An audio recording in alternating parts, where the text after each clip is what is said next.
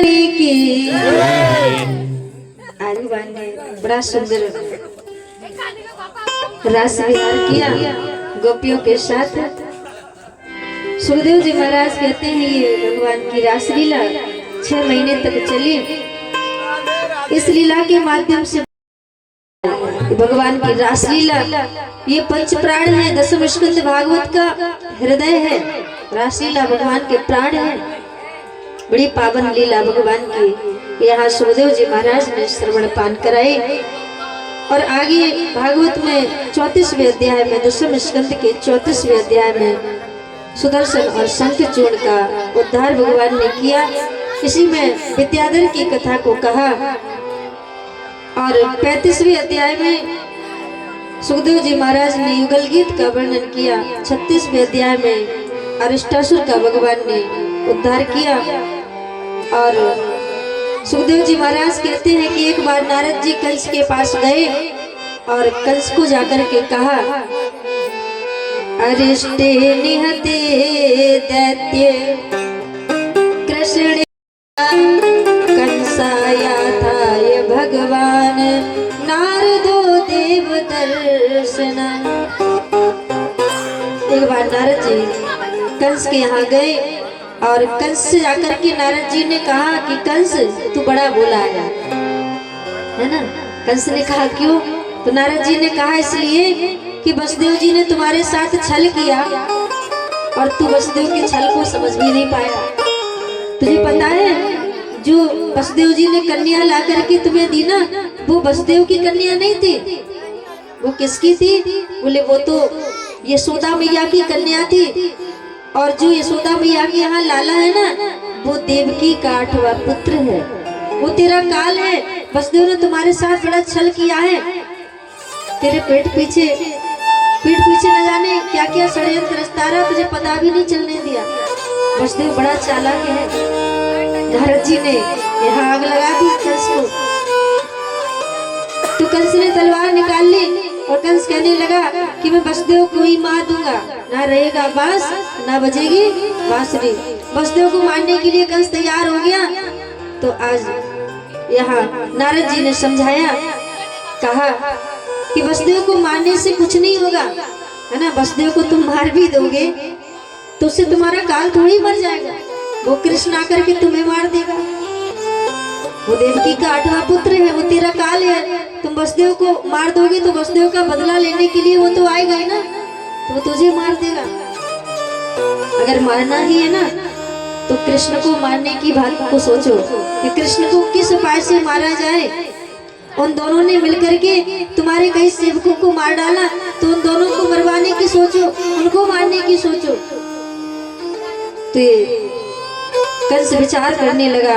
सुखदेव जी महाराज कहते हैं तब तक कंस के ब्राह्मण कंस के पास आते हैं और ब्राह्मणों ने आकर के कहा कि कंस तुम धनुष यज्ञ करो, है ना। इस यज्ञ के करने से यजमान की आयु बढ़ती है, लेकिन एक खतरा भी है। अगर यज्ञ के आरंभ में 5 दिनों के भीतर कोई विघ्न आता है ना, तो उससे यजमान की मृत्यु हो जाती है ना। ब्राह्मणों ने कहा।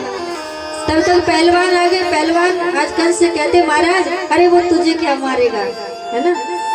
अब वो आएगा तो सबसे पहले मेरे पास आएगा, मैं उसे खत्म कर दूंगा। तेरे पास तो आ ही नहीं पाएगा ना।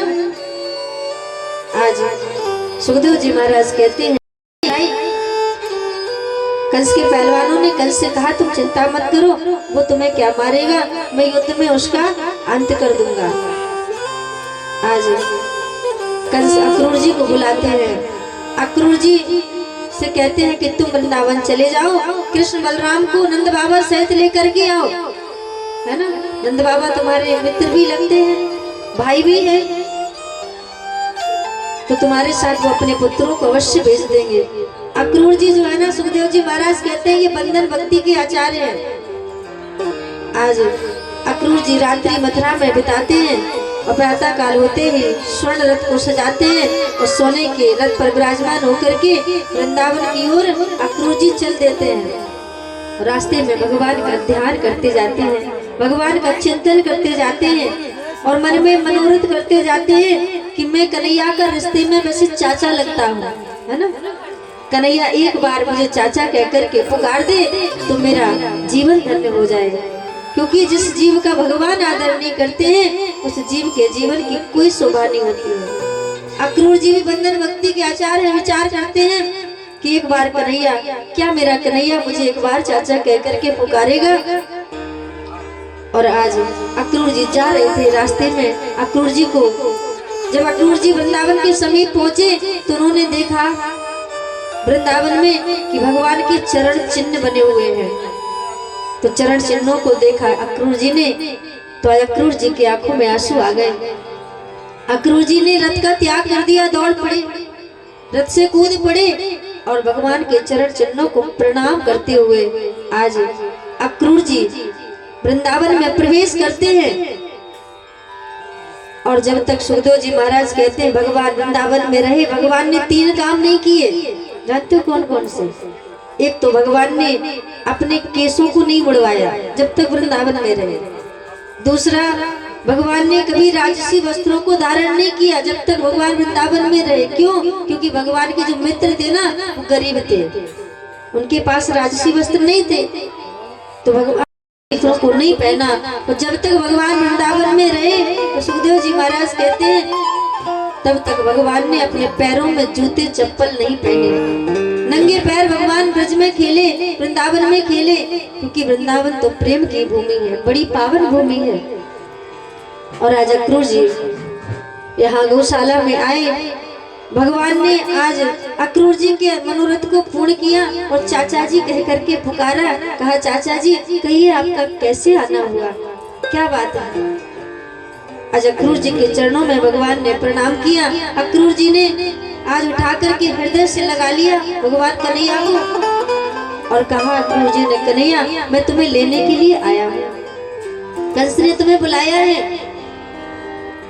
कंस ने बलराम सहित तुम्हें आमंत्रण भेजा है कि तुम चलो, कंस धनुष यज्ञ करवा रहा है, कंस ने तुम्हें मरवाने के लिए बुलवाया है।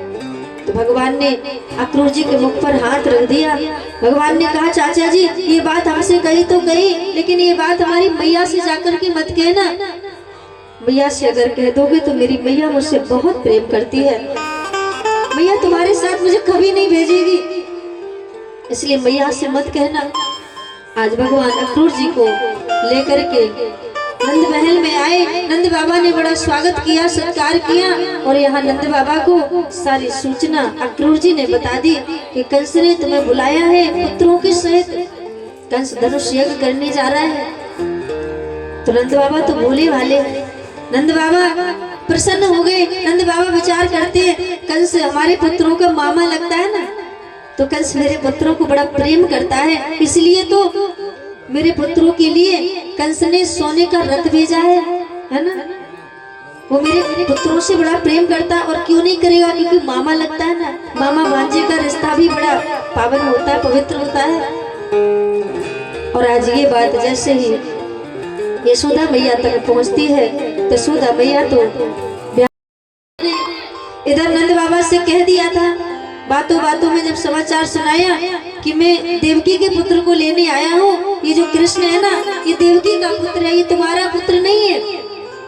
और यशोदा को जब ये बात पता चली तो यशोदा मैया को चैन नहीं, यशोदा मैया को बड़ा बुरा लगा और यशोदा मैया का मानो कलेजा ही फट गया हो जब ये बात सुनी कि कृष्ण मेरा ही पुत्र नहीं है तो किसका पुत्र, देवकी का पुत्र है।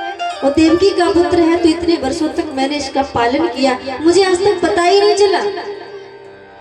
आज यशोदा मैया बहुत रोती है। आज नंद बाबा से कहती है स्वामी आपको जाना है तो जाओ, मैं अपने पुत्र को कहीं नहीं भेजूंगी, मेरा पुत्र कहीं नहीं जाएगा।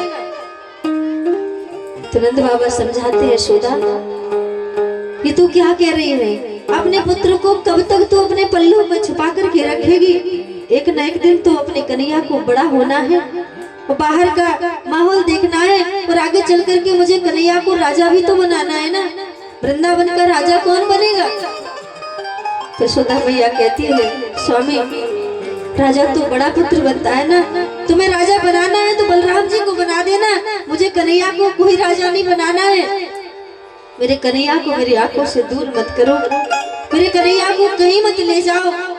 अगर मेरा कन्हैया चला गया तो मैं जीवित नहीं रहूंगी, मैं मर जाऊंगी। आज यशोदा मैया को पूरा दिन हो जाता है बातचीत करते करते नंद बाबा से, और रोते रोते जैसे शाम होती है, रात होती है, यशोदा मैया पलंग पर लेट जाती है कन्हैया के साथ। लेट तो जाती है लेकिन नींद किससे आती है? यही सोचती है कल मेरा कन्हैया चला जाएगा तो मेरा क्या होगा, मैं कैसे जीऊंगी, मैं किसके सहारे जीऊंगी। विचार करती है कि देवकी तो भाग्यशाली है, उसे कन्हैया मिल जाएगा, और मेरा लाला भी भाग्यशाली है कि उसके दो माँ है। एक माँ छूटेगी, मेरे लाला को दूसरी माँ मिल जाएगी। विचार करती है मैं अभागी माँ हूँ, मेरे जैसा कौन होगा। मेरा पुत्र मुझे छोड़कर के चला जाएगा तो मेरी तो गोदी ही सूनी हो जाएगी, फिर मुझे माँ कौन कहेगा। यशोदा मैया बड़ी जोर जोर से रोती है, विचार करते करते रोती है। और आधी रात को यशोदा मैया पलंग से उठ करके आंगन में जाकर के बैठ जाती है। कन्हैया तो झूठ मूठ का नाटक करे थे, लेटे तो थे आंखें बंद करके कि मैया को लगे कन्हैया सो गया है, लेकिन भगवान को भी नींद नहीं आ रही है। भगवान भी कहाँ सोने वाले हैं। भगवान ने देखा बगल में यशोदा मैया नहीं है, कहाँ है। भगवान उठ करके आंगन में गए, देखा यशोदा मैया बड़ी जोर जोर से रो रही है, फूट फूट करके रो रही है। भगवान यशोदा मैया के पास जाकर के पीछे से मैया के गले में गलवैया डाल करके कहते मैया तू यहाँ क्यों बैठी है, क्या हुआ है, क्या बात है। यशोदा मैया कन्हैया का हाथ पकड़ के कन्हैया को गोदी में बिठा लेती है और अपने हृदय से लगा लेती है। कन्हैया कोई बात नहीं है, मैं तो ऐसे ही रो रही हूँ, ये सोच करके रो रही हूँ कि कल तू चला जाएगा तो मैं कैसे रहूंगी, मेरा क्या होगा। मैं तो तुझे देख देख करके जीती हूँ, और मैं ये सोच करके रो रही हूँ कन्हैया कि तुझे 10 बार मैं मनाती हूँ तब तू भोजन करता है, तब तू एक बार भोजन करता है, जब तू चला जाएगा तो वहां मथुरा में तुझे कौन भोजन कराएगा, कौन तुझे मनाएगा। मैं ये सोच सोच करके परेशान हो रही हूँ। आज यशोदा मैया बड़ी जोर जोर से रोती है तो भगवान कन्हैया यशोदा के आंखों में आंसू जो आ रहे हैं उनको पोंछते हैं। यशोदा मैया कन्हैया के आंसू को पोंछती है, बड़ी सुंदर झांकी है। भगवान कन्हैया के आंसू को पोंछ रहे, एक दूसरे को सांत्वना दे रहे, समझा रहे। धीरे धीरे से रात बीत जाती है, रोते रोते कौन सोया, न यशोदा मैया सोई न कन्हैया सोए। प्रातः काल हुआ और जैसे मैया को लगा, मैया का तो एक एक क्षण, एक एक दुख का क्षण ये कल फिर समान बीत रहा है। यशोदा मैया तो व्याकुल है। यशोदा मैया ने कन्हैया को स्नान कराया, वस्त्र पहनाए, श्रृंगार किया, श्रृंगार भी करती जा रही है, रोती भी जा रही है। कन्हैया तू मत जा, मुझे छोड़ करके मत जा, तू चला जाएगा तो मेरा क्या होगा, मैं जीवित नहीं रहूंगी। यशोदा मैया से आज कन्हैया कहते हैं मैया तू चिंता मत कर, मैं जल्दी वापस आ जाऊंगा, चिंता मत कर। परसों की कीनी अवध गहे मात पद जाई। भगवान ने मैया के चरणों में प्रणाम किया और कहा मैया मैं परसों आ जाऊंगा, चिंता मत कर। और अगर तू नहीं कहेगी मुझसे जाने के लिए तो मैं नहीं जाऊंगी, नहीं जाऊंगा। भगवान कहते हैं मैं नहीं जाऊंगा, अगर तुम इस तरह से रोगी तो मेरा जाना मुश्किल हो जाएगा मैया, मैं जा नहीं पाऊंगा, इसलिए तुम रो मत। आज यशोदा मैया फिर भी रोती जाती है। गोपियों को पता चलता है तो गोपियां भी दौड़ी भागी आती है नंद बाबा के दरवाजे। गोपियां भी सोचती है कि मेरे प्राण आधार को लेने के लिए अक्रूर जी आए हैं। एक गोपी कहती है अरे इसका अक्रूर नाम किसने रख दिया, इसका तो नाम क्रूर होना चाहिए था, ये मेरे प्राणनाथ को लेने के लिए आया है, यानी मानो मेरे प्राणों को लेने के लिए आया है। आज गोपियां सभी रोती है। गोपियों के आगे ऐसा प्रसंग अभी आज तक नहीं आया था, राधा रानी के सामने भी ऐसा प्रसंग नहीं आया था कि कन्हैया से कभी बिछड़ना पड़ा हो। लेकिन आज बिछड़ने का जब वक्त आ गया, सभी गोपियां व्याकुल होती कि कन्हैया को क्या मन में आ गई, क्यों जा रहा है मुझे छोड़ करके, ऐसी हमसे कौन सी गलती हो गई, ऐसा कौन सा अपराध बन गया जो मेरा कन्हैया मुझे छोड़ करके जा रहा है। यशोदा मैया भी विचार करती है कि मेरा लाला इसलिए छोड़कर जा रहा है कि मैंने अपने लाला को उकल से बांध दिया था, तो उस बात से ये नाराज हो गया, इसलिए छोड़कर जाता है। भगवान से मैया क्षमा मांगती है। मैया कहती लाला मुझे क्षमा कर दे, मैंने तुझे उगल से बांध दिया था इसलिए तू मुझे छोड़कर जा रहा है। मैं प्रतिज्ञा करती हूँ लाला, आज के बाद मैं तुझे कभी उगल से नहीं बांधूंगी, लेकिन तू मुझे छोड़ करके मत जा। गोप बालक भी नंद बाबा से कहते हैं बाबा कन्हैया अकेला नहीं जाएगा, हम सब उसके साथ जाएंगे। अगर हम सब नहीं जाएंगे तो मेरे कन्हैया की वहां पर देख रेख कौन करेगा। सुखदेव जी महाराज कहते हैं राजा ये देखो ब्रजवासियों का प्रेम, गोप बालकों का प्रेम, जग प्रेकर तुम देखन आरे, विधि हरि शंभु नचावन आरे। वो कन्हैया सबकी रक्षा करता है, सबकी देखरेख करता है। गोप बालक कहते हैं उसकी देखरेख कौन करेगा। यही तो प्रेम है भक्तों का। हज गोपियां कहती है भगवान से मुझे छोड़ करके मत जाओ, मैं तुम्हारे बगैर जिंदा नहीं रह सकती है। आज गोपियां रो करके कहती है हे मेरे श्याम, हे मेरे श्याम, हे मेरे श्याम, तू जो रूठा मर ही जाऊंगी। के लिए जा रहा हूँ, अब मुझे तो जाना ही पड़ेगा, लेकिन जब तक मैं वापस न आ जाऊं तब तक तुम अपने प्राणों की रक्षा करना। गोपियां भगवान से आज बिलख बिलख करके कहती है कन्हैया मैं तुम्हें नहीं जाने दूंगी, अगर तुम यहाँ से चले गए तो मैं यहीं पर प्राणों का परित्याग कर दूंगी। और कन्हैया तुम जाना चाहते हो ना तो तुम जा सकते हो, लेकिन मेरे ऊपर से रथ को निकाल करके चले जाओ तो ही तुम जा सकते हो, वरना हम तुम्हें यहाँ से नहीं जाने देंगे। जाना है तो मेरे ऊपर से रथ को निकाल लो और चले जाओ, मुझे मार दो, जब मैं मर जाऊं तो तुम चले जाना। आज भोली भाली गोपियां तो अक्रूर जी से भी भिड़ गई। अक्रूर जी से कहती है अरे अक्रूर तुम तो बिल्कुल क्रूर हो। आज गोपियां तो भगवान को भी, विधाता को भी कोसने लगती है। अरे विधाता तू कैसा निर्दयी है, तेरे हृदय में बिल्कुल दया नहीं है। पहले तो जीवों से परस्पर प्रेम करना सिखाता है, पहले तो जीवों को परस्पर प्रेम करना सिखाता है, और जब ज्यादा प्रेम हो जाता है ना एक दूसरे से, जब कोई एक दूसरे के बगैर जिंदा नहीं रह सकता है, जीवित नहीं रह सकता है, तो विधाता ही तेरा कैसा न्याय है। तो एक पल में ही उन दोनों को अलग कर देता है, उसे बरहाग्नि में जला देता है। कन्हैया ये तेरा कौन सा न्याय है, तू मुझे छोड़ करके मत जा, तू चला जाएगा तो मैं मर जाऊंगी। आज बहुत रोती हैं गोपियां। भगवान आज समझाते हैं गोपियों को, गोपी मुझे जाना है।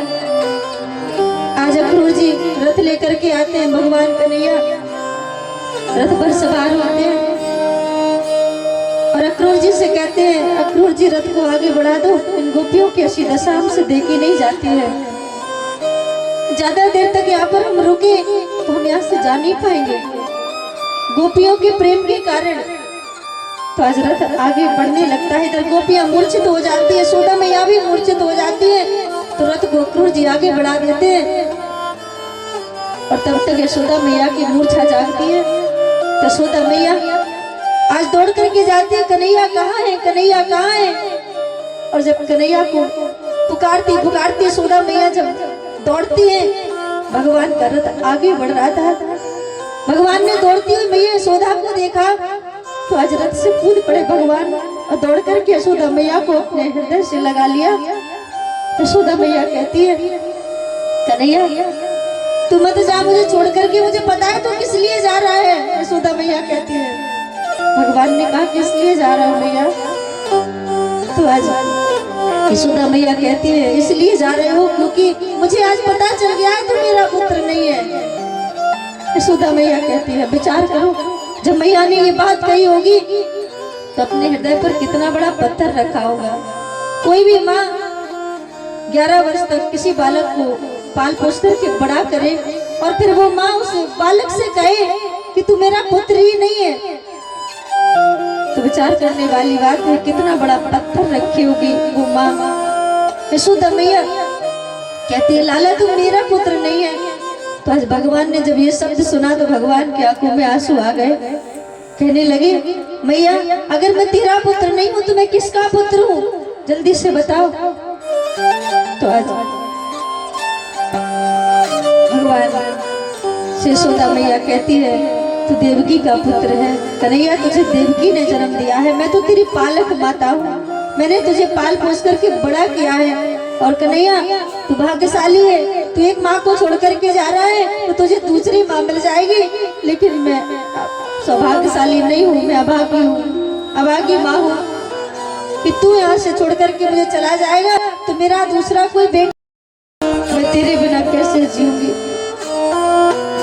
आज यशोदा मैया कहती है कोई बात नहीं लाला तू जा रहा है तो कोई बात नहीं। आज यशोदा मैया माँ का मिस्त्री बेट में देती है और कहती है लाला तेरे सुख में ही मेरा सुख है, तू जहाँ भी रहे बस सुखी रहे। तब तक गोपियाँ आ जाती है, गोपियाँ फिर से भगवान को घेर लेती हैं, भगवान से कहती है मत जाओ। भगवान फिर कहते हैं गोपियों मैं जल्दी आ जाऊंगा। गोपियों में से राधा रानी को मूर्छित देखते भगवान तो राधा रानी के पास आते हैं, अपना मुख राधा रानी के कान में लगाते हैं और कहते हैं राधे तुम्हें तो पता है तुम तो मेरी जन्म जन्मांतर की दासी हो, तुम तो मेरी आत्मा हो, तुम्हें तो पता है कि पृथ्वी पर कितने असुर बढ़ गए हैं, मुझे उन असुरों को नष्ट करना है, पृथ्वी का भार हल्का करना है, इसलिए मुझे तो जाना पड़ेगा। तुम इस तरह से अगर रोगी, इस तरह से अगर विलाप करोगी, मूर्छित होगी तो मेरा जाना मुश्किल हो जाएगा। आज राधा रानी भी रो रो करके बेहाल हो जाती है। आज गोपियां भगवान से कहती कन्हैया मत जाओ, लेकिन फिर जब कन्हैया नहीं मानते हैं तो गोपियां आज भगवान को विदा करती है, कहती है कन्हैया तू जहाँ भी रहे सुखी रहे, तेरे सुख में ही हमारा सुख है। सच्चा प्रेमी वही होता है जो अपने प्रेमी के सुख में सुखी हो, है ना, और दुख में दुखी हो, सच्चा प्रेमी वही होता है। गोपियां कहती है कन्हैया तू सुखी रहे। आज गोपियां भगवान को यहाँ विदाई गीत सुनाती है कि तुम जा तो रहे हो, लेकिन कन्हैया मेरी हाथ जोड़ करके विनती है मुझे बुला मत देना, नहीं मथुरा में जाकर के तुम मुझे भूल जाओ। आज गोपियां कहती है केशव हमेरी दैयो ना, हमेरी दैयो ना खबरिया। आज रथ दौड़ता हुआ भगवान का मथुरा के किनारे आता है, यमुना के किनारे।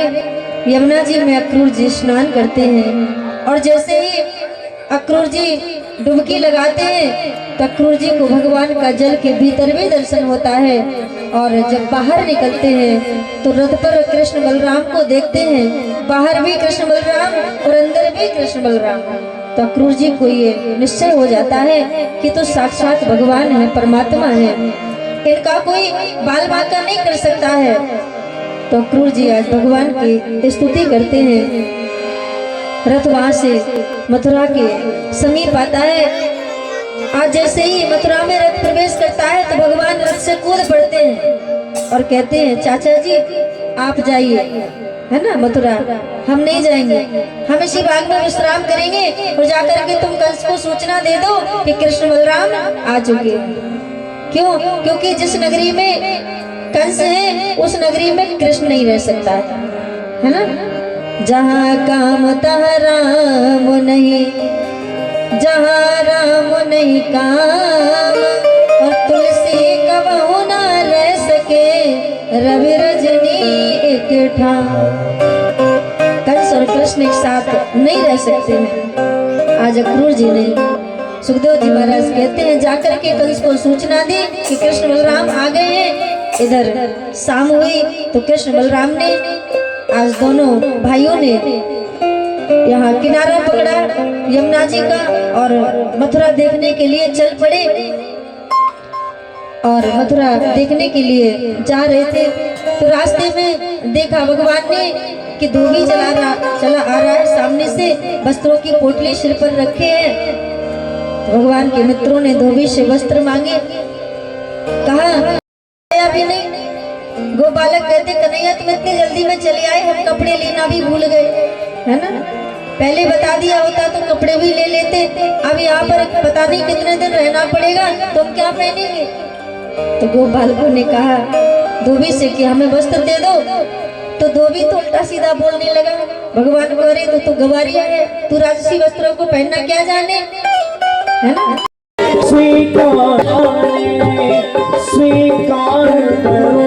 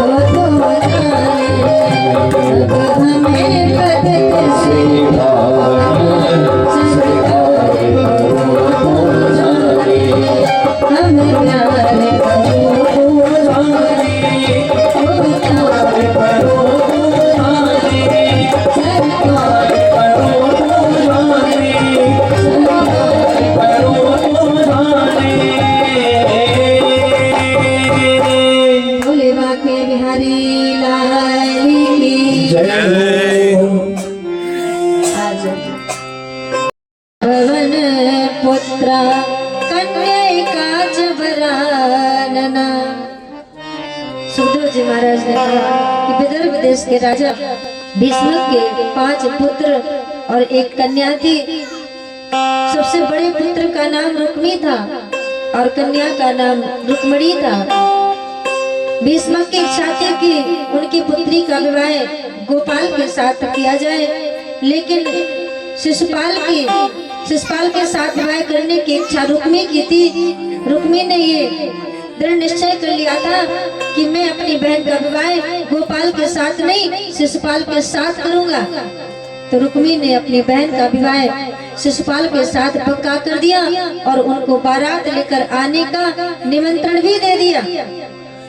और इधर शिशुपाल बारात लेकर के आया। जब विवाह का थोड़ा सा समय रह गया तो मैया रुक्मिणी को बड़ी चिंता हुई, व्याकुल हो गई। उन्होंने अपने भाई की इच्छा को जाना। तो आज रुक्मिणी मैया ने सुदेव नाम के ब्राह्मण को बुलाया और मैया रुक्मिणी ने 7 श्लोकों में बड़ा सुंदर पत्र लिखा। श्रुत्वा गुणान भुवन सुंदर श्रृण्वताम ते निर्विश कर्ण विवरैर हरतोंग तापम। बड़ा सुंदर पत्र लिखा। ऐसा पत्र लिखा सुखदेव जी महाराज कहते हैं कि जैसे मानो गागर में सागर भर दिया गया हो। बड़ा सुंदर पत्र लिख करके सुदेव नाम के ब्राह्मण को दिया मैया रुक्मिणी ने। और उन ब्राह्मण ने जाकर के उस पत्र को भगवान के हाथों में समर्पित किया। भगवान ने जब पत्र पढ़ा, पत्र में मैया ने ये भी लिख दिया था कि कन्हैया मैं कैसे प्राप्त होंगी। मेरे यहाँ नियम है कि विवाह से पूर्व पुत्री गौरी मैया के मंदिर में पूजन करने के लिए जाती है, कुलदेवी की पूजा के लिए जाती है। तो आपसे मेरा निवेदन है कि आप मुझे वहीं से ले जाना, वहीं से मेरा हरण कर ले जाना। अगर तुम नहीं आओगे कन्हैया तो मैं हजारों जन्म लेती रहूंगी, लेकिन किसी कामी पुरुष के साथ विवाह नहीं करूंगी। और जब ये पत्र पढ़ा भगवान ने, तो आज जब पत्र पढ़ा तो भगवान ने उग्रसेन से कहा, है ना, कि मेरा विवाह का प्रस्ताव आया है।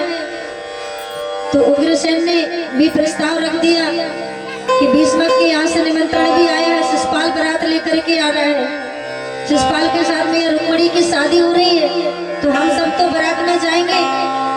जब भगवान को लगा कि मेरी बात अब कोई सुनने वाला नहीं है, तो भगवान ने वासुदेव नाम के ब्राह्मण को ही रथ में बिठाया और कहा पंडित जी अब आप ही चलिए मेरे साथ, है ना, आपका काम पड़ेगा। विवाह होगा तो बिना ब्राह्मण के कैसे हो सकता है? जब विवाह होगा तो आप मंत्र पढ़ोगे तभी तो विवाह होगा। तो भगवान आज ब्राह्मण को लेकर के विदर्भ नगरी आए। एक रात में ही भगवान का रथ विदर्भ नगरी पहुंच गया। और इधर भगवान के आने का समाचार जब भीष्मक ने सुना तो भगवान की पूजा की, सभी ने भगवान का दर्शन किया। तो सभी कहते हैं कि ये तो वर रुक्मणी के योग है ना, रुक्मणी इसी वर के योग है, शिशुपाल के योग नहीं है। और यहाँ ब्राह्मण देव आए, रुक्मणी मैया को समाचार दिया। आज मैया रुक्मणी के सामने बस इशारे में कह दिया कन्हैया आ गए, मुस्कुरा दिया ब्राह्मण देव ने। तो मैया रुक्मणी समझ गई कि कन्हैया आ गए हैं, ब्राह्मण देव ने मेरा काम कर दिया है। तो मैया रुक्मणी तो प्रसन्न हो जाती है। और पंडित जी ने सोचा कि अब मेरा यहाँ पर क्या काम है, कन्हैया आ गए और अभी शिशुपाल भी बारात लेकर आ रहा होगा, तो 2 घंटे बाद यहाँ पर कोई विवाह होने वाला नहीं है, बोले 2 घंटे बाद यहाँ पर लाठी जलेगी, लाठी, है ना, तो मेरा क्या काम है। तो पंडित जी ने भी खिसक लिया वहां से। और मैया रुक्मणी बड़ी आनंदित है, प्रसन्न है कि कन्हैया आ गए हैं। तो ये अपनी सखियों से कहती है कि मुझे मेहंदी लगा दो, मेरा श्रृंगार कर दो, मुझे ऐसा सजा दो, मुझे श्याम सुंदर की दुल्हन बना दो। ये मैया गौरी पूजन के लिए आज तैयार हो रही है जाने के लिए, और बड़े ही सुंदर मंगल गान गा रही।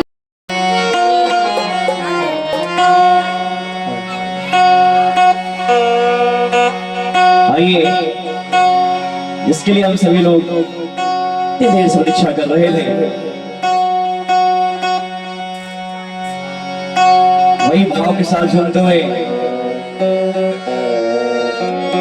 वो खिसक करके मैया रुक्मणी के गले में गिर गई। मैया गिरजा ने आशीर्वाद दे दिया कि रुक्मणी मैया, जो तुमने अपने मन में सोच रखा है तुम्हें वही सांवला वर मिलेगा। मन जान राज्य मिले सोवर, सहज सुंदर सांवरो वही मिलेगा।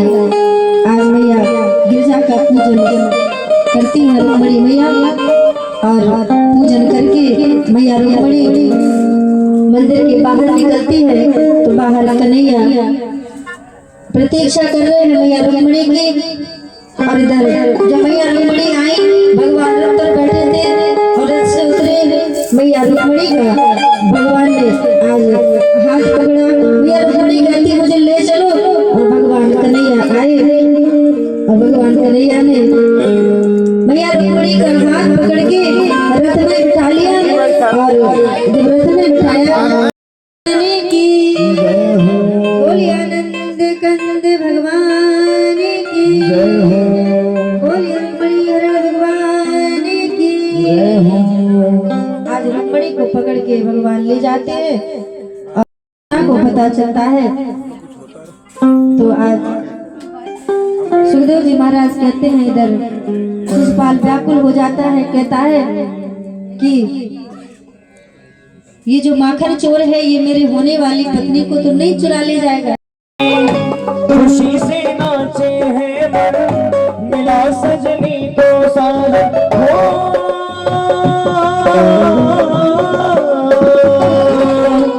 आज मुझे लगता है कि ब्रह्मांड की शादी है, आज मेरे शाम की शादी है, आज मेरे शाम की शादी है, आज मेरे शाम की शादी है, आज मेरे शाम की शादी है। जय हो।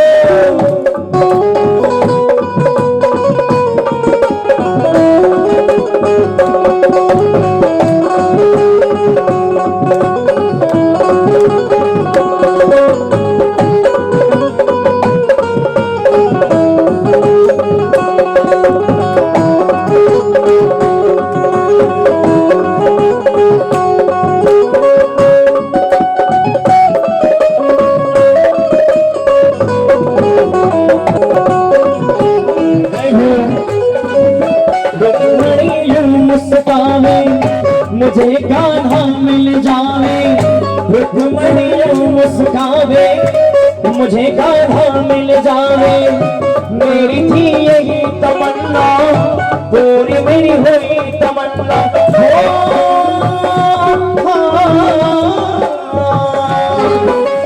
आज मुझे लगता है कि ब्रह्मांड की शादी है, आज मेरे शाम की शादी है, आज मेरे शाम की शादी है, आज मेरे शाम की शादी है, आज मेरे यार की शादी है।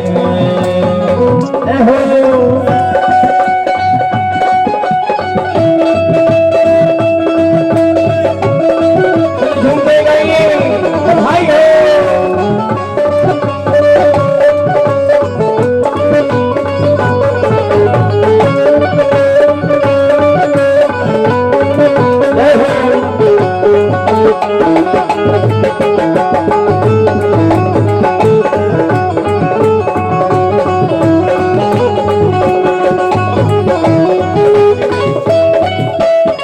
ऐसा लग रहा है कि आपस में हमारे कन्हैया जी और रुक्मणी जी देख रही हैं कि कौन पहले माला पहनाएगा, और हम देख रहे हैं कि हाँ कन्हैया जी पहले से माला पहन के आए हो। जय हो। अब चलिए अब रुक्मणी जी की बारी है, तो आइए जयमाला होने जा रहा है हो तो घूम झूम तो है, हम गा भी रहे हैं और जयमाला होने जा रहा है, चले मिलके। हाँ जगत के पालन करता, बने रुक्मणी के भरता, जगत के पालन करता, जगत के पालन करता, बने रुक्मणी के भरता, गोपियों की चित छोड़, तुम्हारा बने माखन छोड़।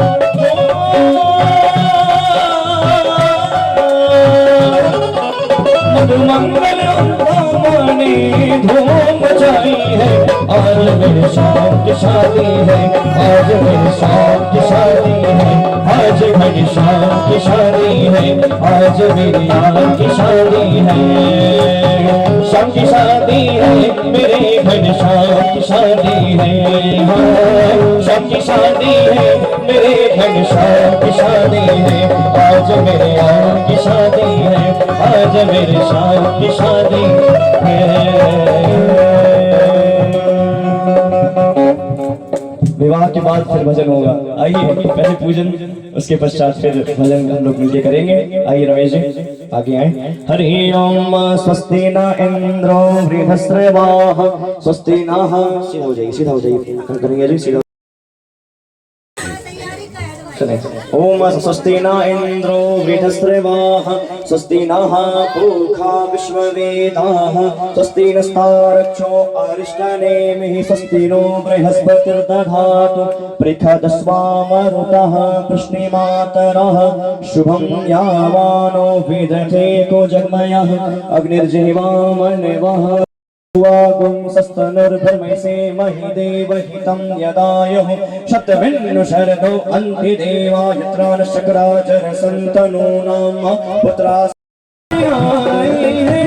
मेरे सरकार आए हैं, मेरे सरकार आए, मेरे सरकार आए हैं, मेरे सरकार आए हैं। लगे कुटिया पे दुल्हन सी, लगे कुटिया पे दुल्हन सी, मेरे सरकार आए हैं, मेरे सरकार आए हैं, मेरे सरकार आए हैं। हाँ मेरे सरकार का दीदार बड़ा प्यारा है, मेरे सरकार का दीदार बड़ा प्यारा है। अरे कृष्ण मेरा प्यारा गोविंद बड़ा प्यारा है, कृष्ण मेरा प्यारा गोविंद बड़ा प्यारा है, कृष्ण मेरा प्यारा गोविंद बड़ा प्यारा है। मेरे सरकार का दीदार बड़ा प्यारा है, मेरे सरकार का दीदार बड़ा प्यारा है। कृष्ण मेरा प्यारा गोविंद बड़ा प्यारा है, कृष्ण मेरा प्यारा गोविंद बड़ा प्यारा है। जय हो।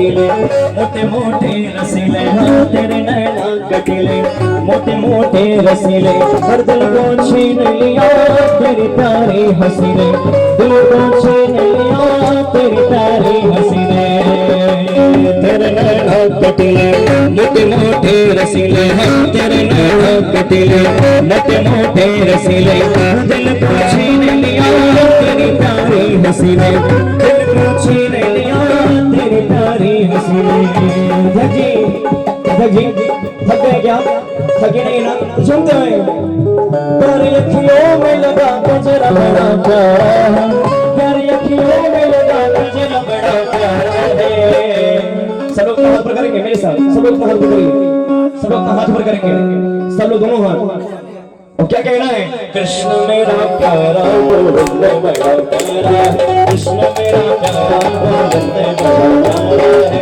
तेरी अखियों में लगा गजरा बड़ा प्यारा है तेरी अखियों में लगा गजरा बड़ा प्यारा है कृष्ण मेरा प्यारा गोविंद बड़ा प्यारा है कृष्ण मेरा प्यारा गोविंद बड़ा प्यारा है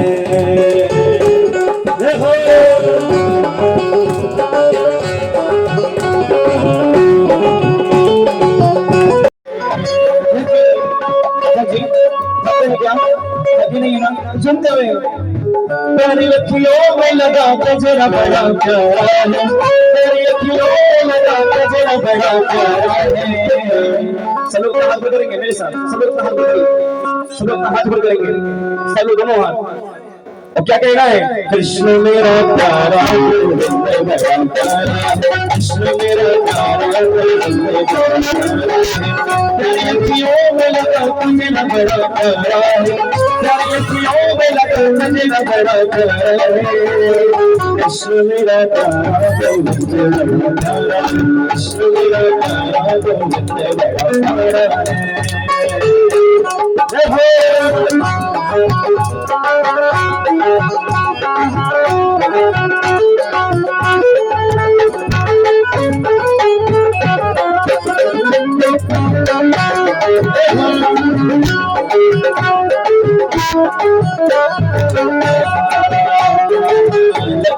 लूट लिया जिगर घायल किया तूने लूट लिया जिगर घायल किया प्रेम तुमसे ही किया तूने क्या जादू किया प्रेम तुमसे ही किया तूने क्या जादू किया तूने लूट लिया जिगर घायल किया तूने लूट लिया जिगर घायल किया तेरी प्यारी यादाने मुझे बेचैन किया तेरी प्यारी यादाने मुझे बेचैन किया मेरे सीने में तेरा दर्द बड़ा प्यारा है मेरे सीने में तेरा दर्द बड़ा प्यारा है आप लोग आएंगे हरे कृष्ण मेरा प्यारा कृष्ण मेरा प्यारा साथ में कृष्ण मेरा प्यारा गोविंद बड़ा प्यारा कृष्ण मेरा प्यारा गोविंद बड़ा प्यारा गोविंद बड़ा प्यारा गोविंद बड़ा प्यारा गोविंद बड़ा प्यारा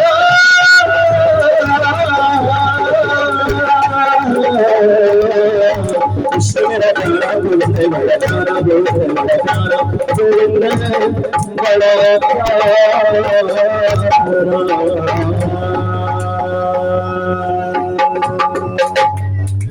बाकी बिहार लाल की आज के आनंद की दुल्हा दुल्हन सरकार की कृष्ण लाल की रुक्मिणी मैया की। आइए भव्य आरती करते हैं।